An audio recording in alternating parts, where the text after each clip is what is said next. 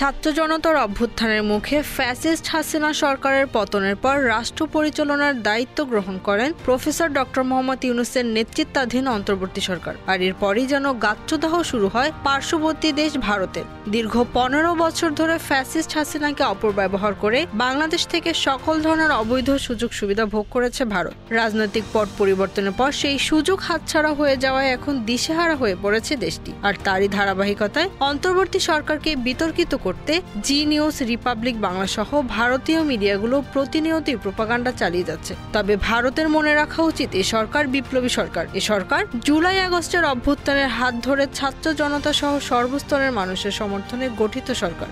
সবার আগ্রহের কেন্দ্রবিন্দু ঘিরে রয়েছে এখন এ সরকার। সবার চাওয়া এখন দেশকে সহিংসতা ও বিভাজনের রাজনীতি থেকে বের করে একটি নতুন বাংলাদেশ গঠন করা, যেখানে সবাই শান্তিতে বসবাস করতে পারবে। এর জন্য সরকারকে সংস্কার ও পুনর্গঠনের প্রয়োজনীয় সময় দিতেও প্রস্তুত দেশবাসী।